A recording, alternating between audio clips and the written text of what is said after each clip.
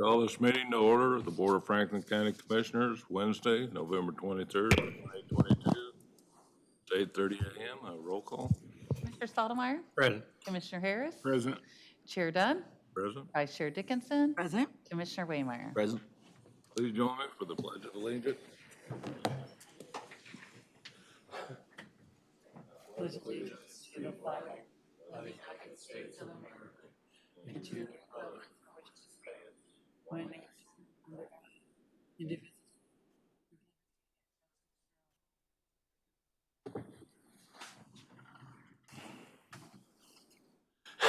Any correspondence, No, sir. public comment, John? Okay. A citizen desiring to speak on an item not on the agenda may do so at this time. Discussion limited to 5 minutes. The commission will not take action or discuss items at this time.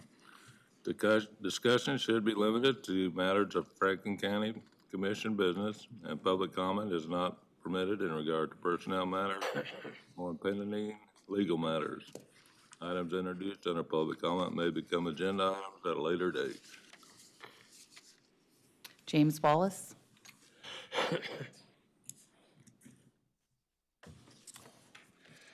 I was wondering if any of you know what's going on out at Proximity Park.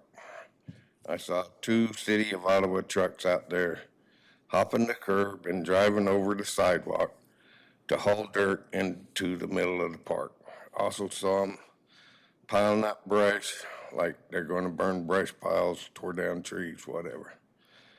And the dirt piles were looked like they had a bulldozer out there. I don't know if it was the cities or a subcontractor or whoever do it. I was wondering if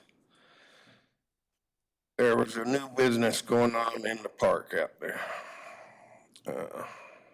The trucks that are hauling the dirt are also leaving a lot of dirt and mud on the road also. It looks like someone is having a sideshow doing donuts and stuff at the intersection of Montana and Kingman. I was wondering if this might be related to why we can't get any businesses out there, because it looks like a bunch of hillbillies doing work. That's all I got. That's all. Okay. Consent agenda for today is consider approval of claim vouchers and tax change orders. Claim vouchers are $605,352.49. Got tax change orders of a minus $857.54, and longevity pay for 2022 is $62,469.14. Entertain a motion. Motion approved. Second. Janet? Commissioner Stottlemyre. Yes. Commissioner Harris. Yes. Commissioner Dickinson. Yes. Commissioner Waymire. Yes. Chair Dunn. Yes. Okay, we got the Shay from Lake Region, Solid Waste Authority budget. Come on up, Shay. Good morning. Morning. Just here to present, this is our annual presentation of the budget we're proposing for the following year. We are not changing our dues. County dues are going to stay at $4,600 is what we were asking for from all 6 counties to make up our income. And you can see the breakdown of our expenses. As we have continued to increase and grow and do more things, we are looking for more grant opportunities to be able to fund these things. But as you can see at the very bottom, this year we actually did tap into our reserve funds to be able to pay the in-kind match for one of the grants that we received. And then we are proposing that to be able to offset some of the additional costs to I guess, for me, to be able to continue to do some of the things that we want to be able to do and accomplishing wise, and then we're going to continue to pursue other opportunities or other avenues in which to be able to fund that going forward. But we're going to dip into our reserves next year to be able to cover that, so that we're not charging the counties anymore. Okay, David, do you have something? Yeah, I would just like to add that under Shay's guidance here, we secured $96,000 in grants And just this week, we were notified of another $11,000 grant that Shay has It's done actually all. 13. What's that? It's actually over 13. Oh, 13,000, excuse me, for a Crush It campaign, which is related to recycling. And so none of these dollars would have come in without Shay's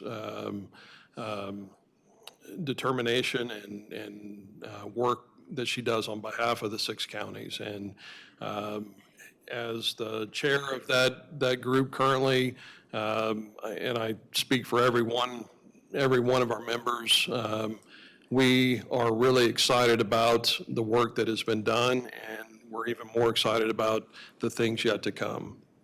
And so with Shay on board, it really opens up a whole new avenue for us with an emphasis on education, expanding grant opportunities, being very, very aggressive in that avenue to help each of the member counties in searching for grant opportunities. I'm hoping that we're able to find some dollars to help us with our recycling center and some of the things that we have planned there.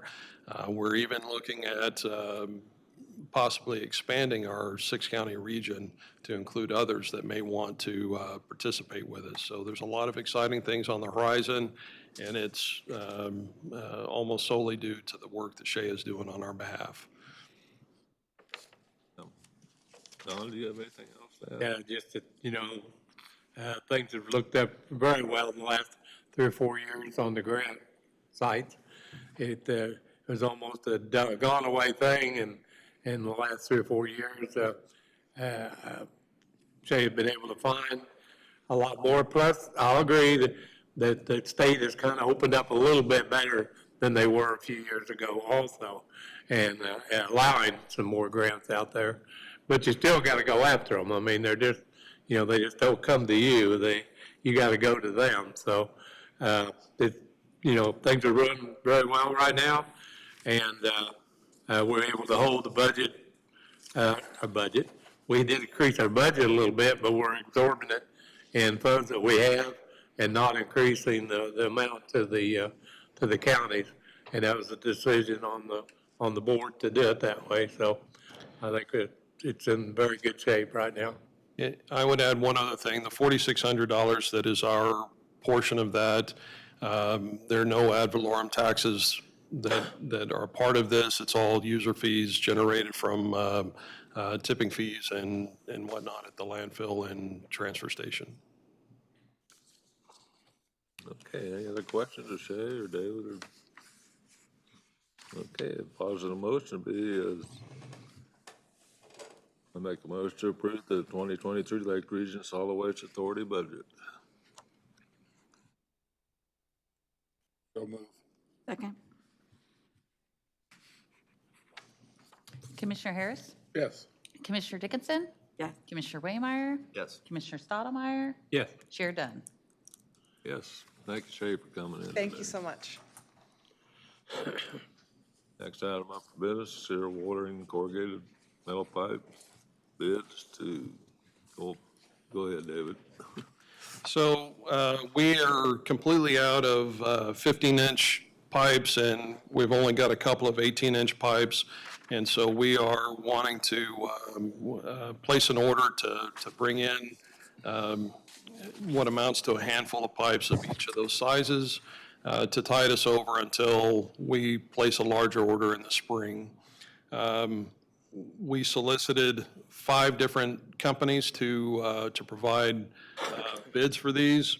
We also, this time around, we included about half of the pipes that we're going to get are of the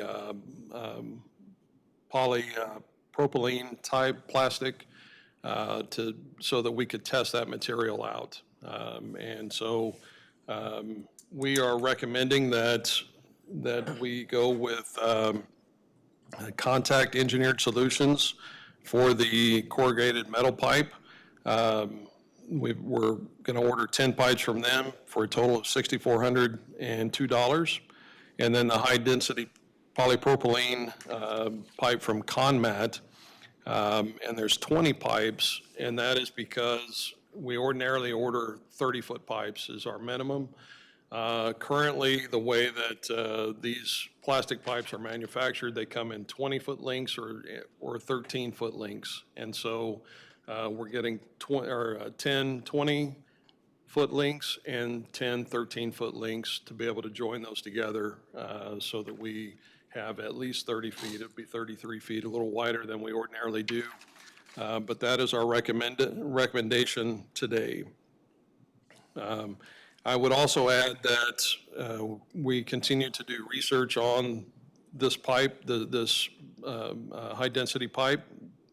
And we have a lunch and learn where we're inviting a vendor to come down to talk to us about that pipe, to get into specifics on the quality and how it's used and other places that it's used.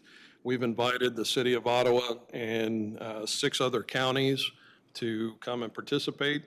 There's been a lot of interest in other folks just like us, learning about this pipe and how it has progressed since the old days where we're all afraid that it would catch on fire and melt and have those kinds of problems. So we're going to get those folks in here to share a little bit more information with us here early next month.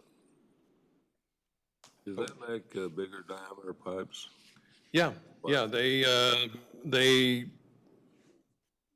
generally, any pipe that we use on a regular basis, they make that size.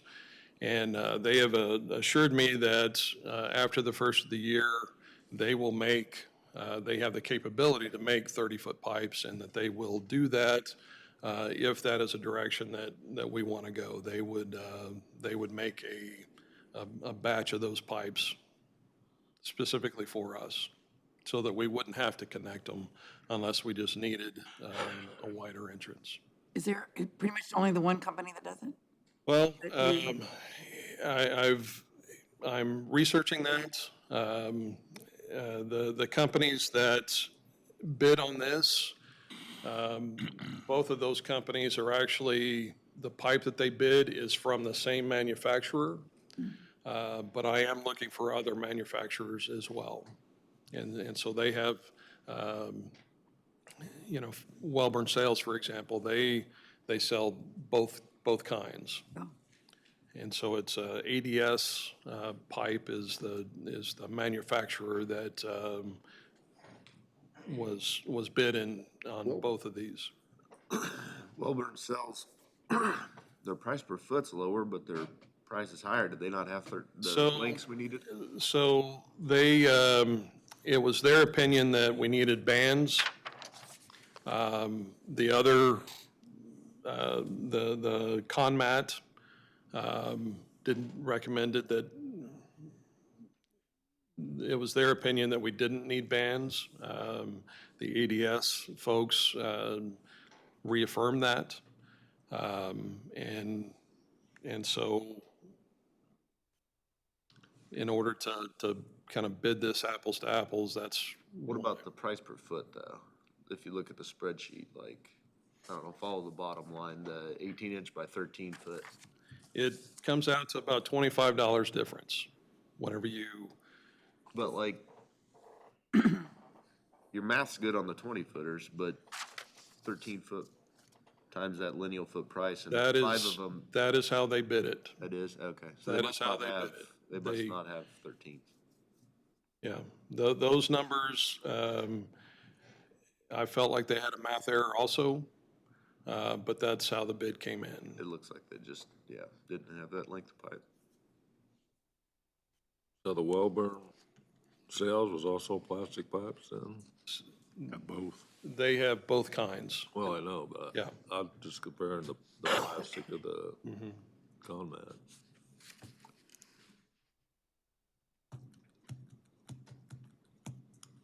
Well, what do you guys think? Ed? I know I talked to, a couple of years ago, the companies up there at one of our KC meetings, just got their information and stuff and brought it in and give it to David, I said, here, I don't know, you're the person that knows about this stuff, so he took it and has been investigating it for a couple of years now, looking at what, and that was one of the main things with the burn deal was, and I think they've come up with something there too, you know. When I continue to reach out to other counties, and in fact, all of these counties that I'm inviting to this, they do not use this pipe. I've reached out to them, I've reached out to other counties, and there are very few counties that are currently using this that I've been able to find. Crawford County uses it exclusively. And that is primarily due to the soil conditions that they have in that county. But the feedback has been very positive, that they haven't had any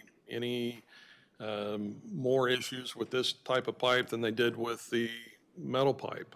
So that's a positive. That's the first time I've heard that kind of feedback. And so they've been using that pipe for a couple of years now and haven't reported any significant issues. There's different things. You have to, whenever an end gets crushed, you have to basically cut that off. You're not able to, to open that up with mechanical means. And so there's just some things like that, but they haven't experienced any issues with fields that get burnt and ditches that get burnt. They haven't, at least the person I talked to indicated that those types of things haven't been an issue. And so in that regard, it's a positive and is encouraging. And that's part of the reason, the motivation to bring the vendor down to talk to us, to talk through those, answer those types of questions, find out where else they are using this particular pipe so that we can reach out to those folks directly to get that information so that we can make a good decision long-term for Franklin County. If we elect to move that way, we will need to amend a resolution that was passed years ago that kind of dictated what kind of pipe we have, so we'll have to work through that at some point, but those are all easy enough to do, and once we have the information and we can make a good decision, we'll definitely do so. Yeah, we've been discussing for many years, trying out plastic pipes, basically. Well, we're gonna give it a go.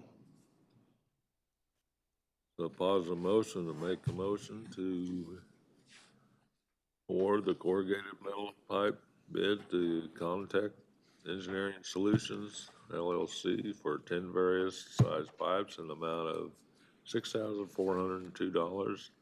And the high-density polypropylene pipe bid to Conmat Incorporated for 20 various size pipes in the amount of $6,118.20. Motion to approve. Second. Commissioner Dickinson? Yes. Commissioner Waymire? Yes. Commissioner Stottlemyre? Yeah. Commissioner Hayes? Yes. Chair Dunn. Yes. That concludes our regular business. Staff reports. Derek? Yeah, thanks, Roy. The only thing I would have today, and Sheriff Richards can kind of talk about it if he wishes, but they brought their new transport van over, and I hope that you all will take some time after the meeting to go out and check it out. I've only seen it in pictures, but it looks pretty fantastic. So if you have time after the meeting, head out to the parking Is it lot. out in the parking lot now? Oh, cool. Yeah. Okay. So anyway, that's all I You have. take us for a ride? Sure. Listen, you can go take us for a ride. I hope I never take another ride in it. Paul, you got anything today for us?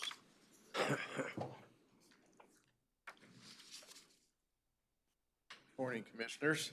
Had a good meeting last week. Want to thank Dawn again. RC&D pays for a lunch for the area Eco Devo people to get together.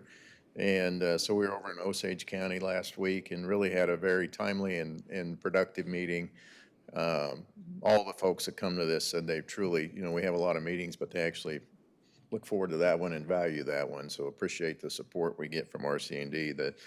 One of the things we're working on that was timely for is Dr. Cobbs and I are working on kind of building a regional network with the area school districts. So we invited about 12 of them.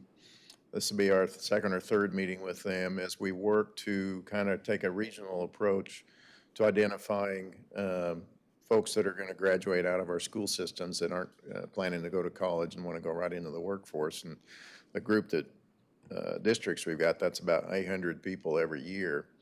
And so what we're working on is pulling together right now what pathway programs are offered in each of those school districts and collecting that data.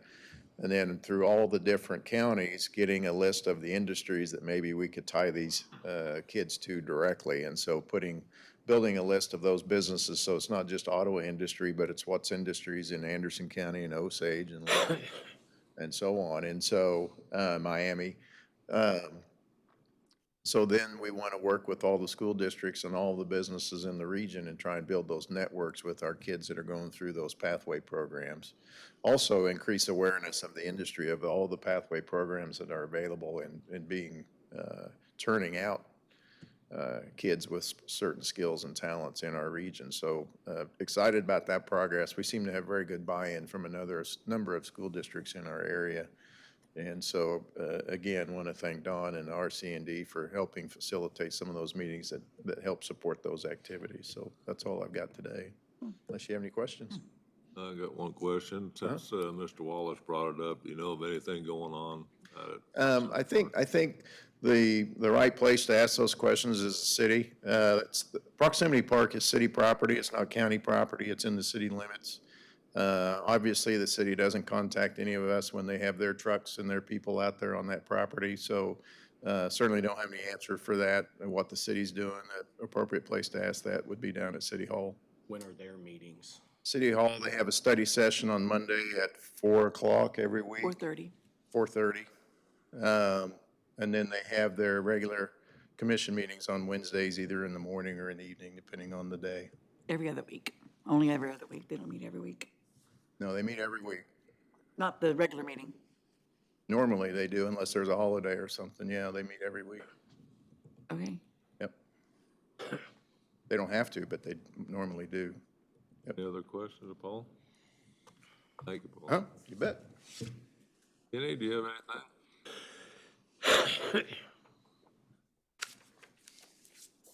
First, with tomorrow being Thanksgiving, I just wanted to thank you guys for everything you do for Franklin County and also the employees and also for Derek and all the support he provides for us. So I hope you guys have a great time with your family over the coming weekend. So the other thing that I wanted to just let everybody know, I'm excited that we do have a new sanitarium that will be starting on December 5th. So that makes me very thankful that I'll have that individual. So Tom Marcus, he worked for Miami County for 15 years in the environmental health department. So he has a lot of experience with environmental health. Also with that, they also have some sewer districts that they're in charge of as well. So he already has experience dealing with those types of issues.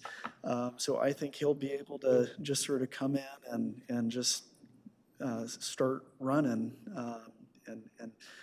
So I think there'll be some things that I think as we sit down and talk about that we'll probably be sort of updating a little bit on exactly how we do things. And we'll be trying to work with all the contractors just to give them time to adjust and try to get things working. So, but I'm really excited to have him on board here in just over another week. So, And I would add on to that, I think hiring of all employees is something that so many people take for granted. but especially positions like sanitarian. Like these folks, they don't grow on trees. I mean, there's so many professions that are in so many ways that maybe a bit of a harsh word, but they're dying. They're not making more of them. Sanitarians, appraisers, planning directors. I mean, they're hard to find, and we wouldn't have gotten him without Kenny. Like we wouldn't. Like we would not have him. And I don't know what we would have. So. Because again, these aren't positions that we get a lot of applicants for. I'm very confident in myself and in what we do here, but I can't make humans. I can't manufacture people to apply for these jobs. So I'm thankful for you, Kenny, and appreciate the fact that you basically brought him on board. So Yeah, Well, that's thanks. awesome. I appreciate that. So, I got one question. Ken, Sure, before sure. we leave. I got some email from one of my constituents about wind farms up in the north west part of Franklin County. Do you know anything about any activity up there? So we do currently have an application that was just submitted. I'm trying to think if it might not technically be complete because I don't think that we've received the check from them. But it's in my office, and so we do have an application from a wind farm company requesting to put up a meteorological tower. And that was in the northwest area of the county, a little bit farther west. It was actually a little bit farther south than what I was anticipating when I pulled up the parcel. I was expecting it to be like right on the county line, but I think it was a little bit closer to Pomona really than the county line. I do know I've talked with a lot of individuals that are either, have some leases on their properties. So I think that is something, that is coming forward. This meteorological tower is sort of probably really more that first step to really move forward, to sort of verify and test that the wind conditions are appropriate in this area to be able to sort of go that next step and looking at developing that.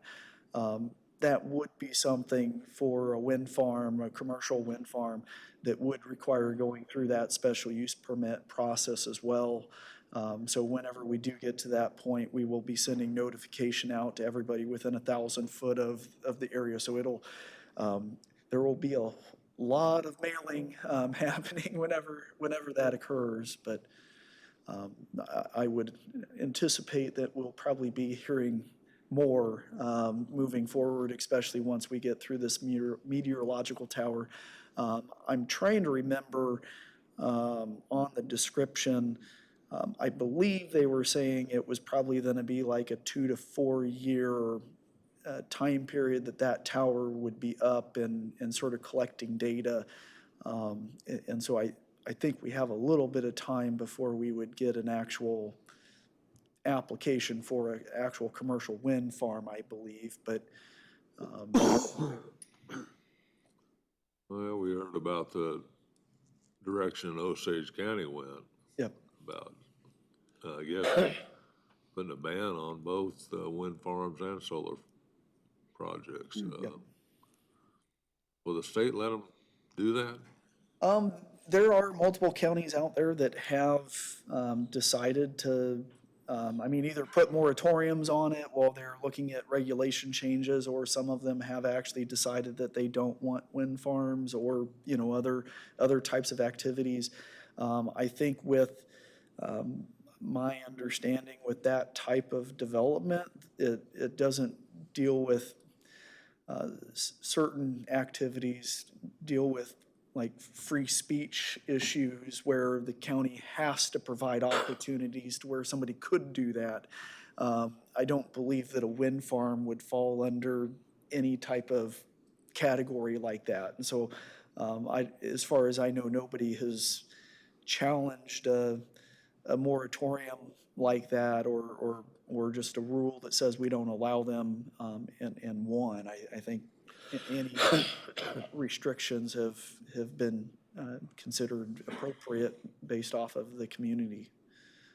So I do know from conversations that I have with other directors that Douglas County is, of course, looking at updating their wind farm regulations.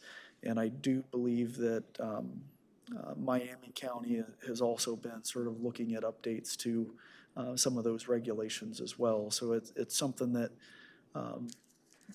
is happening a little bit more lately. I think it hasn't been too long since we actually updated ours. It probably will be something that I'll try to keep an eye on, especially as I see what other communities might adopt, just sort of look and see if they have other requirements that might make more sense for us, to see if we maybe should consider updating as well. But I think right now we're in a pretty decent position that we have our regulations sort of ready, so. Just for perspective, not that it's, it's dispositive of anything, but do you have any idea what Miami County and Douglas County, what their stance is? I think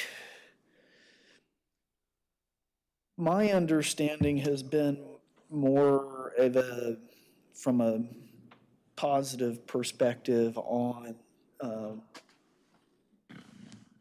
I think both solar and wind projects, at least I think from a staff perspective. I do believe, I was there as it was starting, but Miami County was going through the comprehensive plan process, and I think that was one area that was even mentioned in their document was the need to look at those types of things and provide for regulations on solar farms and wind farms. So I think it's going to be looked at more as a, what do we need to do to make sure that we're not impacting neighbors, and where is it appropriate type of question. We might want to look at the acreage size. Yes. On what I don't know as if we really did too much of that. And as I recall, and I think I responded to this gentleman, that when we were going through this process, we really did not have a bunch of people that were against it. Yeah. And, if we had a big groundswell against it, would we reconsider? I don't know. Yeah. And I of course wasn't here at that point in time, so I don't know how things went, but I'm from other communities that I've seen, I would guess when we get an actual application, we will get a lot more people coming out that are opposed. It's just how everything goes. So I think we probably will get a little bit more pushback, but I could be surprised. At least the feedback that I've been getting from most people I haven't heard really much negative about it, so. I would say, though, if the five of you have strong opinions on this, please share them with Kenny and I so that we know on the front end. The sooner we know that, the better. As it stands, any special use application is going to come through here. So you will have ample opportunities to provide feedback.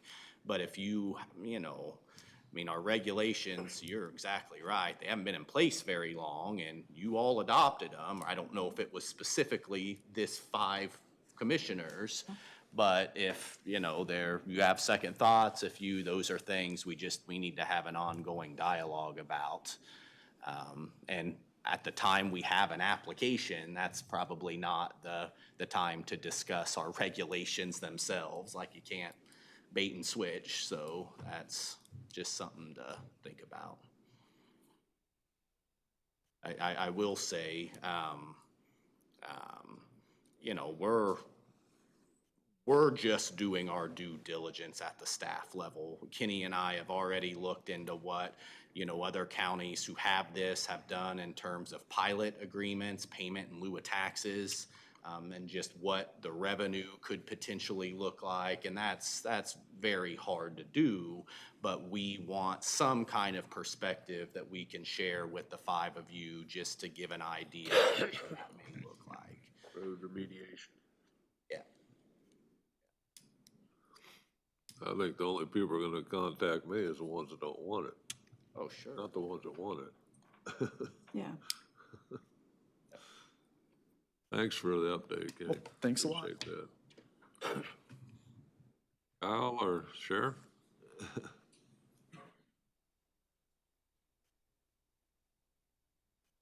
Morning.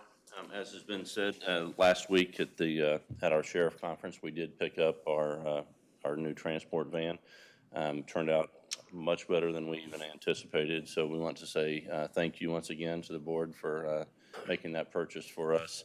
Hopefully, you'll take the opportunity to go out and look at it. There's a lot of safety features in that we were lacking just because of the age of the other one. It can fit more people. We can point out some of the different and various things for you. But again, thank you very much for doing that. I think it's going to make it safer and more comfortable for our staff and the inmates as well. So we do appreciate that. Also at our conference, we received a couple, during the training parts, there was a couple different things that I just kind of wanted to bring to your guys' attention that we have brought back, kind of brought back with us and are really we've hit the ground running with. One of the things is that the Attorney General's office has funded an app. It is called A Friend Ask, and it is a crisis intervention phone. Essentially, it's run through the AG's office through their youth suicide prevention program. We brought posters back. I've got those in all 4 of the county high schools already. The coordinator at the state level has already met with one of our superintendents down here, and they've set up a more in-depth program for their staff. We've shared the information on the app with all of our staff as well as EMS and health department. And the app is free, and it has tools in there. So if someone is in crisis, it gives them some ideas, some tips, some things that they can do to work through. It has a part in there for if you are asking on behalf of a friend or you're concerned about a friend. It gives you things to look for, questions to ask. But the important thing that I think with it is that it's just focused primarily on youth, which would be people younger than me, so that understand how to chat, and that's what they do. But there's a chat feature in there, and so they can chat with someone who is a vetted, trained professional that this is what they do, so it's safe for our kids to chat with. It's over 90, it's in the upper 90%, 94, 96%, somewhere in there, of the time when someone is in crisis. Just that interaction will help get them through that without having to need any actual physical interaction with somebody there. So the numbers that they presented on it were very good. But we understand that this is not the answer that we're looking for, but it is an answer. It is another tool that we didn't have in our toolbox before. And the other thing that is with that is that it allows them to make phone calls to the national hotline. And in Kansas, we recently rolled out the 988, which is the mental health, emotional health, 911 essentially. So if someone's in crisis, rather than having to know that entire long 1-800 number, they can dial 988. And some of the things that were interesting on that and that do address some of the concerns that people have is that where it is routed to is based off of what your area code and prefix on your phone number is. So it does not have location services on it. So if people want to call in and be anonymous, they can still do that. So if you call from here, you're routed to the center up in Lawrence, and then it has redundancy built in. So we've seen an increase in the need for these type of things in the past few years. And so having those resources available and really getting them pushed out to people, we think is going to be very important. So we will get more information in on it. We're going to get more literature in on it. We're going to make sure we get those to the right places. But for now, it is active. So if anyone asks any of you about it, it is something that we're supporting and that we're aware of and that we're actually utilizing it. All of us at the conference went ahead and downloaded it, and on our phones we have it. We've played with the app a little bit. If I can figure it out, then I guarantee these kids that can figure it out, because I'm not a tech guy. Dustin can confirm that if you have questions on that, but. Would you send that information to me? I have a parent that, Yes, ma'am. yeah, Yes. that would be awesome. Yeah, I will. And then, as Kenny said, it's Thanksgiving's coming up. We do have a lot to be thankful for here. And we understand that there are some that are less fortunate in our community as well. So in the office, we do have, since we changed our facial hair policy, No Shave November is not really a deal anymore for us. So we do have some other fundraisers that are going on in addition to the hat stuff. And so we'll be finishing those up for the Cancer Foundation.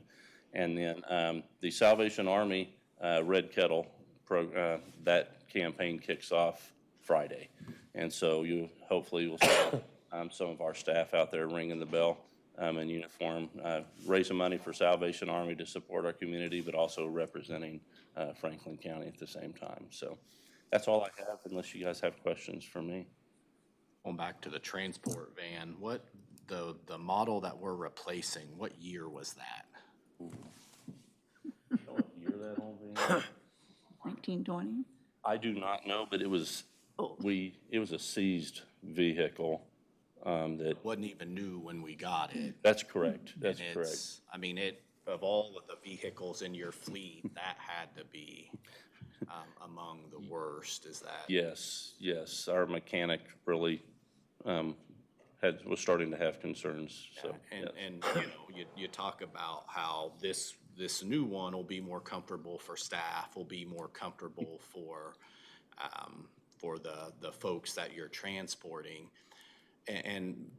But that's not to say it's lavish, and frankly, a correct. comfortable, like, inmate is a safer inmate. Correct. And genuinely, I want to bring that, like, comfort and security are more aligned than maybe it would appear. Is that fair? That is fair, yes.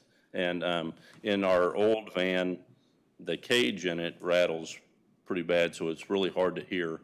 And in this new one, we don't have those issues, so it's easier to communicate and things like that. So, and you're absolutely correct. We don't want to make anybody uncomfortable, and sometimes those vehicles, just by the nature of them, are not really comfortable. So, yeah. 2006, so it wasn't even new then, or When we got it. yeah, got a good life out of it. Yeah. Thank you. Thanks, Sheriff. Justin, do you have anything else? Okay. David? In the Road and Bridge Division, we continue to do normal maintenance activities, and we've got some ditching and drainage projects that we continue to work on. But our while we're doing that, we're spending a lot of time adjusting to the new software. So that remains a focus point for us and will for the coming months. Also, while we were having this meeting, I received an email with the title commitment for the property adjacent to the landfill that we've been waiting 6 months, maybe longer, for that to finally come in. So I'll take a look at that and try to, here in the coming weeks, come back for you with the final approval on that and get that moving forward. So About we're the right at the backhoe out there at the landfill? The backhoe is still on some of the information that we received initially, thinking that the backhoe was in Georgia. It's actually on a ship still. And so we continue to work through that, but it's not in the United States yet. And so I'll say that the vendor hasn't been overly responsive, which is disappointing, but not necessarily unusual. Yeah. So we make calls on that weekly to figure out where it is and what needs to be done. We do have some of the pricing put together on that, but we're still waiting for this particular machine to arrive so that they can check the specs and finalize the numbers for us. And that's all I have. Thanks, David. Janet, do you have any post-election things? Okay. Don?